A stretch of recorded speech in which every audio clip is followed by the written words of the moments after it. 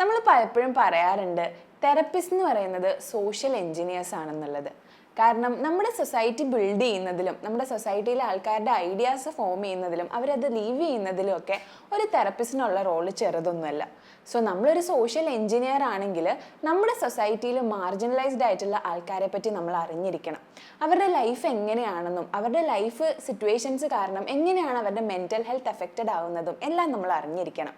So ഇന്നത്തെ വീഡിയോയിൽ നമ്മൾ ഡിസ്കസ് ചെയ്യാൻ പോകുന്നത് ക്യൂർ ആയിട്ടുള്ള ആൾക്കാരും നമ്മുടെ സൊസൈറ്റിയിൽ മാർജിനലൈസ്ഡ് ആയിട്ടുള്ള ആൾക്കാരും തെറപ്പിയിൽ വരുമ്പോൾ ആസ് എ തെറപ്പിസ്റ്റ് നമ്മൾ ശ്രദ്ധിക്കേണ്ട കുറച്ച് കാര്യങ്ങൾ എന്തെല്ലാം എന്നാണ്.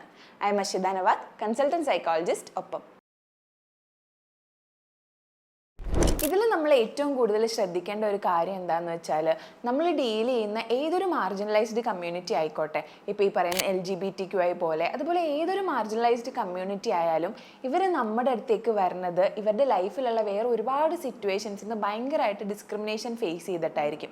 അവരുടെ ഫാമിലിയിൽ നിന്നായിക്കോട്ടെ, റിലീജിയസ് ഓർഗനൈസേഷൻസിൽ നിന്നായിക്കോട്ടെ, ഫ്രണ്ട്സിൻ്റെ ഇടയിൽ നിന്നായിക്കോട്ടെ, വർക്ക് പ്ലേസിൽ നിന്നായിക്കോട്ടെ, ഭയങ്കരമായിട്ട് ഡിസ്ക്രിമിനേഷൻ, ബുള്ളിങ്, റിജക്ഷൻ ഇതെല്ലാം ഫേസ് ചെയ്തിട്ടുള്ള ആൾക്കാരായിരിക്കും, അതും കുഞ്ഞിലെ തൊട്ട്.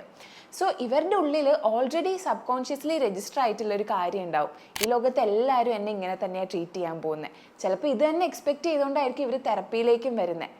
പക്ഷേ തെറപ്പി റൂം അങ്ങനെ ഒരു സ്പേസ് ആവാൻ പാടില്ല. അവിടെ അവർക്ക് കിട്ടേണ്ടത് ആ ഒരു അൺകണ്ടീഷണൽ പോസിറ്റീവ് റിഗാർഡാണ്. എംപത്തറ്റിക് ആയിട്ട് അവരോട് സംസാരിക്കുന്ന ഒരു തെറപ്പിസ്റ്റിനെയാണ് അവർ ഡിസർവ് ചെയ്യുന്നത്. സോ ആ ഒരു കാര്യം തീർച്ചയായിട്ടും നമ്മൾ അറിഞ്ഞിരിക്കണം. അതിനനുസരിച്ച് അവർക്ക് അവിടെ ഒരു സേഫ് സ്പേസ് ക്രിയേറ്റ് ചെയ്യാനുള്ള ഒരു എഫേർട്ടും നമ്മുടെ ഭാഗത്തുനിന്ന് ഉണ്ടാവണം. അതിലേറ്റവും ആദ്യം നമ്മൾ ശ്രദ്ധിക്കേണ്ട ഒരു കാര്യമാണ് നമ്മുടെ ഉള്ളിലുള്ള ബയസിനെ പറ്റി നമ്മൾ അവെയർ ആവുക എന്നുള്ളത്.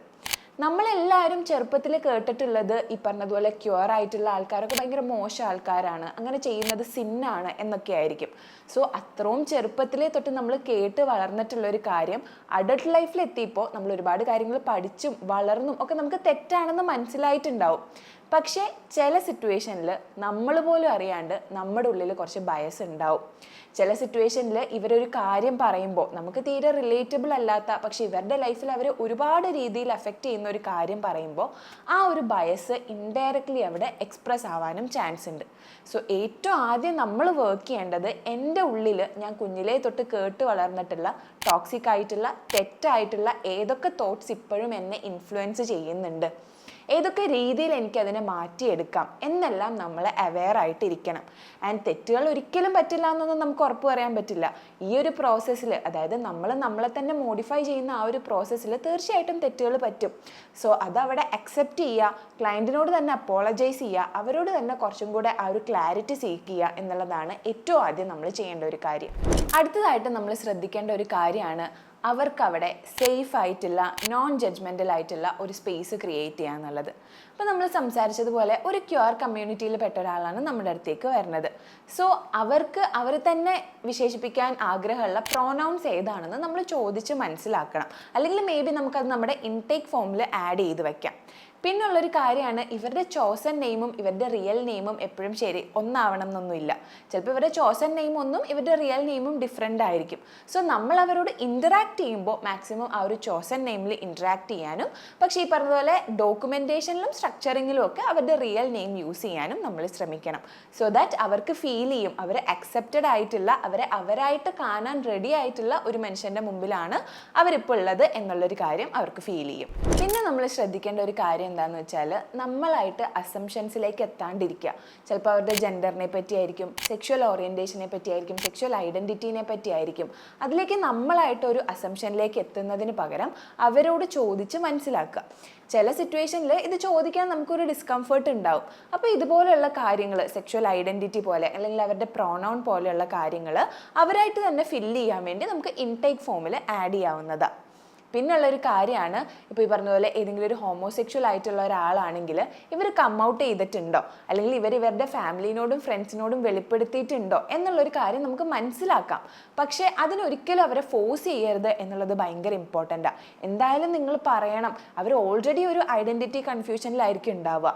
അതിൻ്റെ കൂടെ നമ്മളും കൂടെ പോയിട്ട് അവരെ പുഷ് ചെയ്യാണ്. ഓക്കെ, നിങ്ങളോട് തന്നെ കള്ളം പറയല്ലേ, നിങ്ങൾ എല്ലാവരോടും കള്ളം പറയല്ലേ എന്നൊക്കെ ചോദിച്ചിട്ട് അവരെ ഭയങ്കരമായിട്ട് കൺഫ്രണ്ട് ചെയ്ത് അവരെ ഭയങ്കരമായിട്ട് ഫോഴ്സ് ചെയ്ത് ആ ഒരു കമ്മൗട്ടിലേക്കൊക്കെ എത്തിക്കുന്നത് ഭയങ്കര അൺഎത്തിക്കൽ ആയിട്ടുള്ള ഒരു പ്രാക്ടീസാണ്.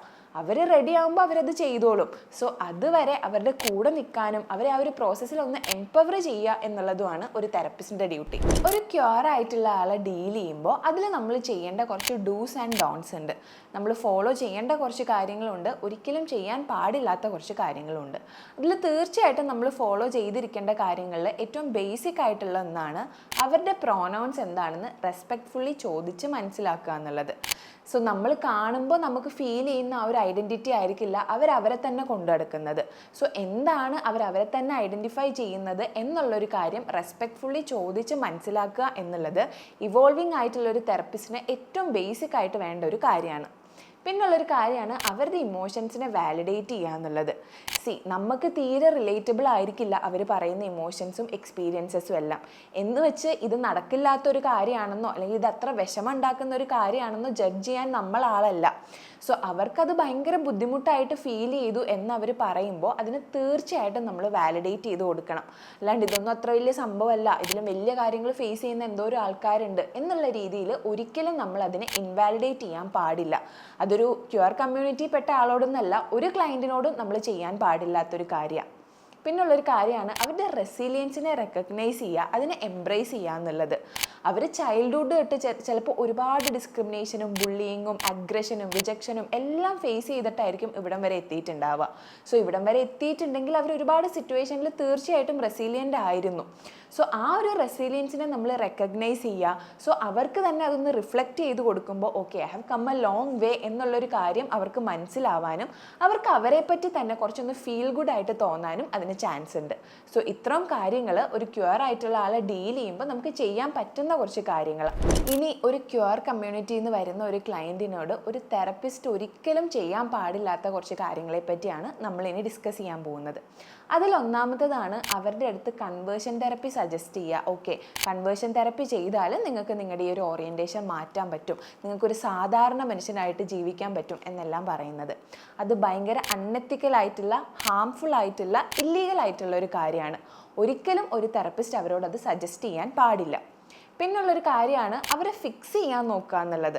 അവരുടെ ഐഡൻറ്റിറ്റി അല്ലെങ്കിൽ അവരുടെ ഓറിയൻറ്റേഷൻ ഒരു പ്രോബ്ലമാണ് അല്ലെങ്കിൽ അതൊരു പത്തോളജി ആണ്, ഇത് നമുക്ക് മാറ്റാൻ പറ്റും, നമുക്ക് കുറച്ച് ടെക്നിക്സ് ഒക്കെ ചെയ്ത് നിങ്ങൾക്ക് സോക്കോൾ നോർമൽ ആവാൻ പറ്റും എന്നുള്ള രീതിയിലൊക്കെ പറയുന്നത് ഒരു തെറപ്പിസ്റ്റ് ഒരിക്കലും ചെയ്യാൻ പാടില്ലാത്ത ഭയങ്കര അൺഎത്തിക്കൽ ആയിട്ടുള്ള ഒരു കാര്യം. പിന്നുള്ളൊരു കാര്യമാണ് ഭയങ്കര ഇൻവേസീവ് ആയിട്ടുള്ള ഭയങ്കര പേഴ്സണൽ ആയിട്ടുള്ള സെക്ഷുവൽ റിലേറ്റഡ് ക്വസ്റ്റ്യൻസ് അവരോട് ചോദിക്കുക എന്നുള്ളത്. ചിലപ്പോൾ അവരുടെ ആ ഒരു ബുദ്ധിമുട്ടിന് അതിനെ കുറച്ചും കൂടെ എഫക്റ്റീവായിട്ട് ഹെൽപ്പ് ചെയ്യാൻ നമുക്കത് അറിയണം എന്നുള്ളത് ആവശ്യമായിരിക്കും. പക്ഷേ അവരുടെ പേസിൽ അവരെ നല്ല രീതിയിൽ കംഫർട്ടബിൾ ആക്കിയിട്ട് മാത്രമേ നമ്മൾ അങ്ങനത്തെ ക്വസ്റ്റ്യൻസ് ചോദിക്കാൻ പാടുള്ളൂ. എസ്പെഷ്യലി അവരൊരു സെക്ഷുവാലിറ്റി റിലേറ്റഡ് മൈനോറിറ്റി എന്ന് വരുന്ന ഒരു കമ്മ്യൂണിറ്റിയിൽപ്പെട്ട ഒരാളായതുകൊണ്ട് അവർക്കത് കുറച്ചും കൂടെ ഒഫെൻസീവായിട്ട് ഫീൽ ചെയ്യാനും അവരത് അൺകംഫർട്ടബിൾ ആക്കാനും ചാൻസ് ഉണ്ട്. സോ നമ്മൾ ആ ഒരു ക്വസ്റ്റ്യൻ ചോദിക്കുന്നതിന് മുമ്പ് എന്താണ് ഈ ക്വസ്റ്റ്യൻ്റെ റെലവൻസ്, എന്തുകൊണ്ടാണ് എനിക്ക് ഈ ഇൻഫർമേഷൻ വേണ്ടത് എന്നെല്ലാം അവരെ പറഞ്ഞ് മനസ്സിലാക്കി കൊടുത്തതിന് ശേഷം അവർ കംഫർട്ടബിൾ ആണ് എന്ന് മേക്ക് ഷുവർ ചെയ്തിട്ട് മാത്രമേ നമ്മൾ ആ ഒരു ക്വസ്റ്റ്യൻ ചോദിക്കാൻ പാടുള്ളൂ. ഞാൻ ഭയങ്കര നോളജ് ഉള്ള ഒരു തെറപ്പിസ്റ്റ് ആണ് എന്ന് പറയുന്നതിനേക്കാൾ അല്ലെങ്കിൽ അങ്ങനെ നമുക്ക് നമ്മളെ തന്നെ ഫീൽ ചെയ്യുന്നതിനേക്കാൾ എപ്പോഴും നല്ലത് ഞാൻ ഒരുപാട് കാര്യങ്ങൾ അൺലേൺ ചെയ്തിട്ടുള്ള ഒരു തെറപ്പിസ്റ്റ് ആണ് എന്നതാണ്. സോ ഈ ഒരു കാര്യം നിങ്ങൾ ഏറ്റവും കൂടുതൽ ഫോക്കസ് ചെയ്യണം. ഇതുപോലെ മൈനോറിറ്റിയിൽ നിന്ന് വരുന്ന ആൾക്കാരുടെ അടുത്തും ക്യൂർ കമ്മ്യൂണിറ്റിയിൽ നിന്ന് വരുന്ന ആൾക്കാരുടെ അടുത്തും എങ്ങനെയാണ് സെൻസിറ്റീവായിട്ട് ഡീൽ ചെയ്യേണ്ടത് എന്നും നിങ്ങൾ പഠിച്ചിരിക്കേണ്ടത് നിങ്ങളുടെ പ്രാക്ടീസിൽ ഭയങ്കര ഇമ്പോർട്ടൻ്റാണ്. സോ ഈ വീഡിയോ നിങ്ങൾക്ക് ഇഷ്ടമായിട്ടുണ്ടെങ്കിൽ ഇതുപോലെയുള്ള കൂടുതൽ വീഡിയോസിന് വേണ്ടി നമ്മുടെ ചാനൽ ഒന്ന് സബ്സ്ക്രൈബ് ചെയ്യൂ. ഓൾസോ നിങ്ങളുടെ ഡൗട്ട്സ് ആൻഡ് ക്വയറീസ് കമൻറ്റ് ബോക്സിൽ മെൻഷൻ ചെയ്യാനും മറക്കണ്ട. Thank you for watching.